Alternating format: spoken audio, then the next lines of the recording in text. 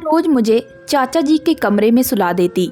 मैं इनकार करती तो 100 का नोट पकड़ाकर मेरा मुंह बंद कर देती और मैं भी चुपचाप पकड़कर शर्म के मारे मुंह में कपड़ा डालकर लेट जाती। लेकिन एक रात माँ ने बेचैन होते हुए 500 का नोट मेरे हाथ पर रखा और मुझे चाचा के कमरे में सोने का कहा। उस रात मेरे तो होश उड़ गए। कभी कभी किस्मत बड़ी ही अजीब अंदाज में हमारे सामने आती है, लेकिन हमें समझ में नहीं आता कि कसूरवार कौन है। हमारे अपने ही हमारे सामने इतने चेहरे में आते हैं कि हमें समझ नहीं आता कि उनका असली चेहरा कौन सा है। अगर हमें उनके असली चेहरे के बारे में मालूम भी हो जाए तो हमें खामोशी से लबों को सीना पड़ता है, क्योंकि हमारा उनसे ऐसा गहरा रिश्ता होता है कि उनका राज फाश करके हम कोई खतरा मोल नहीं ले सकते। कभी कदार दिल चाहता है कि उन पापी और दोगले लोगों से हर रिश्ता तोड़ लिया जाए, मगर ऐसा करना मुमकिन नहीं होता, क्योंकि हमारे पास उनके सिवा कोई और रिश्ता भी नहीं होता। इस ज़माने में किसी रिश्ते के बगैर जीना बहुत ही मुश्किल होता है और मैं भी कुछ ऐसे ही दोगले, पापी और मतलबी रिश्ते के बीच में फंस गई थी कि अगर मैं उनसे दूर भी हो जाती तो मुसीबत, और अगर पास रहती तो भी शायद मेरी ही जान को खतरा रहता। मेरा नाम प्रिया है और मैं लखनऊ के एक छोटे से इलाके से संबंध रखती हूँ। मेरी ज़िंदगी ने मुझे मेरे इलाके की तरह हमेशा छोटा ही दिखाया है। मैं भी एक मिडिल क्लास घराने से संबंध रखती हूँ। मेरे बाप एक मजदूर था जिसको दिहाड़ी मिल जाए तो कुछ पैसे आ जाते, वरना उनको माँ के ताने ही सुनने पड़ते। इस महंगाई के कड़े दौर में हमारा गुजारा बहुत मुश्किल से हो रहा था। इसी वजह से मेरे माँ बाप के बीच हमेशा ही अनबन चलती रहती। वो जरा सी बात पर लड़ते झगड़ते और एक दूसरे को कोसते रहते। मुझे ये सब देखकर बहुत दुख होता, मगर मैं कुछ कर भी नहीं सकती थी। मेरा भी दिल चाहता कि हम खामोशी से शांति से ज़िंदगी गुजारे, जैसे मेरे चाचा और चाची के घर वाले रहते हैं। वो दोनों आपस में बहुत प्यार और मोहब्बत से रहते हैं और उनको मैंने कभी भी लड़ाई झगड़ा करते नहीं देखा।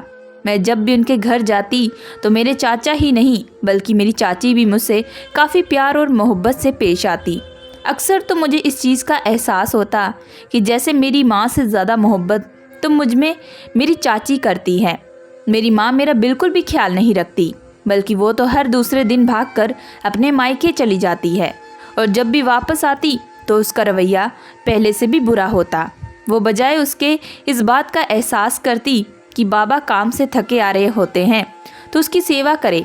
बेचारा तो सारा दिन काम ढूंढने के लिए सड़क के किनारे धूप, सर्दी, गर्मी हर मौसम में बैठे रहते हैं और अगर काम मिल जाए तो गधे की तरह सारा दिन काम ही करते रहते हैं। मैं स्कूल जाती तो अक्सर देखती थी कि कितने बच्चों के बाप इतने अच्छे अच्छे कपड़े पहन कर आए होते हैं और मेरा दिल रोता रहता, क्योंकि मेरे बाबा तो कई कई दिन कपड़े ही नहीं बदलते और माँ भी उनको कपड़े नहीं धोती। मुझे कभी कभी बाबा पर बहुत तरस आता, क्योंकि वो बहुत ही बूढ़े हो चुके थे। मैं सोचा करती थी कि मैं जब पढ़ लिख जाऊंगी तो कोई बहुत अच्छी नौकरी करूंगी और अपने बाबा के लिए बहुत अच्छे अच्छे कपड़े लाया करूंगी। अक्सर मैं खामोश रहती थी कि अपने बाबा के कपड़े मैं खुद ही धो दूं, मगर मुझे माँ ऐसा नहीं करने देती। बल्कि अगर मैं बाबा का ख्याल रखने की कोशिश भी करती तो माँ का गुस्सा आसमान को छूने लगता। मुझे माँ का व्यवहार बहुत ही बुरा लगता। एक दिन मैं चाचा के घर गई तो वह कहीं बाजार जाने लगे। अभी तो उनके कपड़े भी बिल्कुल साफ थे, मगर चाची जिद कर रही थी कि वह दूसरे धुले हुए कपड़े पहनकर ही बाहर जाए। मेरा यह सब देखकर दिल बहुत खुश हुआ। मुझे अपने बाबा का ख्याल आया तो मेरा दिल टूट गया। मैं घर आई और माँ से कहा कि तुम बाबा का बिल्कुल भी ख्याल नहीं रखती। कभी चाची की तरफ देखा है? वो चाची जी कितना ख्याल रखती हैं। माँ ये सुनकर गुस्सा हो गई और मुझे बातें सुनाने लगी। कहने लगी, कभी देखा है तुम्हारे चाचा कितने पैसे कमाते हैं? उनके घर पैसे की रेल पेल है, तभी तुम्हारी चाची उसका ख्याल रखती हैं। अगर उसे भी मेरी तरह मिट्टी दबाकर खर्च करना पड़े तो तुम्हें भी पता चल जाएगा कि वो कैसा उसका ख्याल रखती हैं। उनके झगड़े की आवाज़ें भी हमारे घर तक पहुँचे। फिर माँ जाने कितनी देर तक मुझे बातें सुनाती रही। मेरा दिल ये सब देखकर बहुत बुरा हो गया। मैं उस दिन बहुत देर तक रोती रही और जब बाबा घर आए तो मैंने उनसे कहा कि वो क्यों माँ की बात बर्दाश्त करते हैं। उनको क्यों नहीं बताते कि वो इतनी ज़्यादा मेहनत करते हैं, वो कोई पैसे तो छुपाते नहीं हैं। तो बाबा ने कहा कि वो कुछ भी नहीं कर सकते, वो मजबूर है, क्योंकि अगर वो बोलेंगे तो माँ और ज़्यादा बोलेगी और मोहल्ले में तमाशा बन जाएगा। मैं बस खामोशी से सर हिलाकर रह गई, क्योंकि बाबा बिल्कुल ठीक कह रहे थे। एक दिन बाबा हमारे बीच से उठकर अपने कदमों पर चलकर काम के लिए निकल गए, लेकिन वह वापस अपने कदमों पर नहीं आ पाए, बल्कि कुछ अजनबियों के कंधे पर आए थे। मैं ये सब देखकर सदमे में चली गई और जैसे हम पर आसमान टूट पड़ा। हमें उस वक्त एहसास हुआ कि बाप का होना क्या होता है। यूं ही बाबा की मृत्यु हो गई और हमारी जिंदगी जैसे वहीं रुक गई थी। मैं सारा दिन रोती रहती कि बाबा ने एक भी दिन सुख का नहीं देखा था। माँ के सारे झगड़े जैसे बाबा के साथ ही चले गए थे। वो अब किसी से भी झगड़ा नहीं करती थी। हम पर भी दूसरी मुसीबत उस वक्त आई जब हमारे मकान मालिक ने आकर कहा कि घर खाली कर दे या किराया दे। हमारे पास उस वक्त फूटी कौड़ी भी नहीं थी, तो उसको किराया कहाँ से देते। माँ ने उससे कुछ दिन की मोहलत मांगी, जो उसने बहुत ही मिन्नतों के बाद तरस खाकर दे दी। माँ को उस वक्त बिल्कुल भी समझ नहीं आ रहा था कि वो किराए का इंतज़ाम कहाँ से करे। वो मामा जी के पास गई कि किराए का इंतज़ाम कर दे, मगर उन्होंने अपनी मजबूरियों के रोने शुरू कर दिए कि हमारे पास तो खुद पैसे नहीं हैं, बल्कि फूटी कौड़ी भी नहीं है। वो मायूस होकर घर वापस आ गई। उस रात चाचा और चाची हमारे घर आए तो माँ ने रोते हुए कहा कि अब हमारे सर से छत भी छिन गई है। चाची बहुत ही दयालु थी। उन्होंने वादा किया कि वो किराया देंगे। मुझे उस वक्त चाची बहुत अच्छी लगी। चाची ने उस महीने का किराया दिया और उन्होंने राशन भी घर में डलवा दिया। यूँ महीना हमारा बहुत ही अच्छे से गुजरा, लेकिन महीना ख़त्म होते ही पुराने मसले फिर से शुरू हो गए। फिर से चाचा आए तो हमारे फिर से वही मसले थे जो अब सारी ज़िंदगी चलने वाले थे। माँ ने चाचा से कहा कि मैं पढ़ी लिखी नहीं हूँ कि कोई नौकरी वगैरह कर लूँ। आप इस मसले का कोई हल निकाल दें। आप मेरे भाई जैसे हैं, तो आपके अलावा मैं किसके पास जाऊँ। मैं माँ के इस रूप पर हैरान हो रही थी और चाचा के जाने के बाद वो उनको भी बुरा भला कहती रही। खैर, उस दिन चाचा काफ़ी परेशान से घर गए, मगर हमें तसल्ली दी कि वो जल्द ही किसी हल के साथ दोबारा हमारे घर आएंगे। और यूं कई दिन गुजर गए। माँ उनको कोसती रहती कि वो बहाना बनाकर जान छुड़ाकर यहाँ से जा चुके हैं और दोबारा नहीं आएंगे, क्योंकि माँ को लगता था कि इस मुश्किल वक्त में उनके सगे भाई ने उनका साथ छोड़ दिया तो यकीनन चाचा और चाची भी छोड़ जाएंगे। मैं भी काफ़ी हद तक यही सोच रही थी, क्योंकि इस महंगाई के दौर में किसी की जिम्मेदारी उठाना बहुत ही मुश्किल होता है।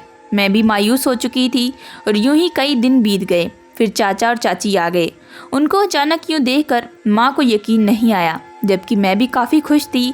चाचा ने बताया कि वो और चाची फैसला कर चुके हैं कि हर महीना अगर वो हमें राशन भी देते हैं और घर का किराया भी देते हैं तो काफ़ी मुश्किल आ जाएगी। इसलिए हमने फैसला किया है कि आप हमारे घर पर शिफ्ट हो जाएं। आप अगर चाहेंगे तो अपना खाना पीना अलग कर लीजिएगा। मगर माँ इस बात पर मशवरा करने के लिए अपने भाई के पास चली गई। जब वो वापस आई तो उनका यही फैसला था कि वो चाचा के घर शिफ्ट होने के लिए तैयार है, और मैं ये सुनकर बहुत खुश हो गई, क्योंकि कुछ ही दिन बाद हमें रोते हुए चाचा के घर चले गए। बाबा की यादें वहीं पर रह गई और हम लोग आगे बढ़ने लगे। मैंने एक बात नोट की थी कि माँ खामखा चाची जी से बैर खाने लगी। मुझे माँ की ये बात बहुत ही बुरी लगती। मैं चाहती थी कि माँ उनका एहसान ना भूले। उन्होंने बहुत ही मुश्किल वक्त में हमें अपने घर में जगह दी। माँ की साजिशें अब फिर बढ़ने लगी और मामा भी हमारे घर आने लगे। वो जब भी आते तो माँ और मामा जी कमरे में बैठ जाते और न जाने क्या क्या बातें करते रहते और मुझे कमरे से भी निकाल दिया करते। लेकिन मुझे यकीन था कि वो उनको बहलाने के लिए यहाँ आते हैं, क्योंकि मैं उनकी हर बात मानती थी।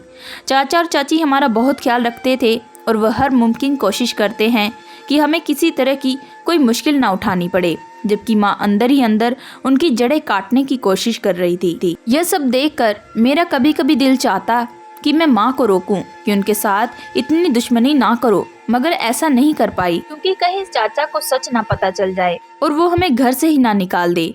यूं ही कई महीने गुजर गए और माँ चाची के लिए मीठा जहर बन गई। वो चाचा को चाची के खिलाफ भड़काती रही और चाचा माँ को अपना समझकर चाची से लड़ाइयाँ करते रहते। वो दोनों भी ऐसे ही लड़ने लगे थे जैसे कभी माँ और बाबा लड़ा करते थे, और उसका सारा वक्त माँ पर जाता, जो चाचा को चाची के खिलाफ करने का कोई मौका हाथ से ना जाने देती। माँ चाचा से कहने लगी कि चाची और मामा जी एक दूसरे में दिलचस्पी ले रहे हैं, जबकि मैं जानती थी कि उनकी मिलीभगत है चाची को इस घर से निकालने की। जबकि चाचा इस वजह से माँ पर यकीन कर रहे थे, क्योंकि उनको लगता था कि हम उनके अपने हैं। अभी तो उन्होंने बगैर किसी डर के अपने सगे भाई की गंदी नीयत का बता दिया। एक दिन चाची किचन में चाय बना रही थी और मामा जी भी उनके पास खड़े बातें करते हंस रहे थे और चाचा ने देख लिया और वो गुस्से से चिल्लाए। तो चाची ने उनको सफाई पेश करने की बहुत कोशिश की। कहने लगी, मैं तो मोहित को अपना भाई समझती हूँ और वो भी मुझे अपनी बहन ही समझता है। जबकि मामा जी ने प्लान के मुताबिक कहा कि ऐसा कुछ भी नहीं है और चाची एक दूसरे को पसंद करते हैं और शादी करना चाहते हैं। चाची ये सुनकर दंग रह गई और उन्होंने अपनी सफाई पेश करने की बहुत कोशिश की, लेकिन फिर चाचा जी ने माँ को बुलाया तो उन्होंने भी मामा जी की जुबान बोली। चाचा जी गुस्से में चाची को तलाक के लिए बोल दिया और यूं ही जिद्दोजिद में उनकी तलाक हो गई। फिर वो रोते हुए घर छोड़कर चली गई। मुझे ये सब देखकर बहुत दुख हुआ और माँ और मामा जी पर बहुत गुस्सा आया कि उन्होंने किसी के एहसान के बदले उनको कितना बड़ा गम दे दिया था। उसके कुछ दिनों के बाद चाचा भी बीमार रहने लगे। यकीनन उनको चाची की बेवफाई ने मार डाला होगा। मैं चाचा से बहुत मोहब्बत करती थी। मुझे उनमें अपने बाबा की झलक नज़र आती थी। तो कभी कभी मेरा दिल चाहता था कि मैं उनको सारे सच बता दूं, मगर पता नहीं क्या सोचकर मैं खामोश हो जाती। शायद दरबदर ठोकर खाने का डर था जिसने मेरी जुबान बंद रखी थी। कुछ महीनों में चाचा बहुत ही ज़्यादा बीमार रहने लगे और वो चारपाई पे लग गए। माँ उन दिनों उनका बहुत ख्याल रखने लगी और मैं माँ के सारे शिकवे दूर होने लगे। उनकी खुराक और दवाइयों का खास माँ ध्यान रखती थी। उनके लिए वो तरह तरह के डॉक्टरों के पास जाती और मैं भी अपनी जगह उनका बहुत ख्याल रखने की पूरी कोशिश करती, क्योंकि मैं भी उनको खोना नहीं चाहती थी। माँ रोज़ मुझे चाचा के कमरे में सुला देती। मैं इनकार करती तो 100 का नोट पकड़ा कर मेरा मुंह बंद कर देती और मैं भी 100 का नोट पकड़कर चुपचाप लेट जाती और शर्म के मारे मुंह पर कपड़ा डालकर लेटी रहती। लेकिन एक रात माँ ने बेचैनी में मुझे 500 का नोट मेरे हाथ पर रख दिया और मुझे चाचा के कमरे में जाकर सोने का कहा। उस रात न जाने क्यों मुझे भी बहुत बेचैनी हो रही थी और मुझे बिल्कुल नींद नहीं आ रही थी, क्योंकि आज चाचा जी की तबीयत काफ़ी ज़्यादा ख़राब थी। मैं कमरे से बाहर निकली। आंगन की दूसरी तरफ माँ का कमरा था और मुझे वहाँ से बातों की आवाज़ आ रही थी। मैं थोड़ा कान लगाकर बातें सुनने लगी और ये देखकर दंग रह गई कि वह मामा जी के साथ मौजूद थी और वो चाचा के मरने का इंतज़ार कर रहे थे। और माँ कह रही थी कि वो कई महीनों से चाचा के खाने में जहर मिलाकर दे रही थी। इसकी वजह से वो एकदम ही चारपाई से लग गए थे। माँ का ये रूप देखकर मैं तो दंग रह गई, क्योंकि मुझे माँ से इस पत्थर दिल की बिल्कुल उम्मीद नहीं थी। क्यों वह अपनों के साथ ये सब करती। मुझे अब भी इस बात का एहसास हुआ कि माँ जो चाचा के खाने का ख्याल रखती थी, वो खाने में जहर मिलाने के लिए ये सब करती थी। मुझे इस बात का बहुत देर बाद पता चला, वरना मैं शायद कुछ कर ही लेती। मैं भागती हुई कमरे में आई तो चाचा जी आखिरी सांस ले रहे थे। यह देखकर मेरा दिल बंद हो गया और मैं फूट फूट कर रोने लगी। मैं एक बार फिर से यतीम हो गई थी। मुझे इसमें माँ और मामा जी से बहुत नफ़रत हो रही थी। मेरा बस नहीं चल रहा था कि उनका एक खेल मैं जाकर किसी थाने में खोल दूं, क्योंकि उन्होंने सारी जायदाद हथियाने के लिए ये सब किया था।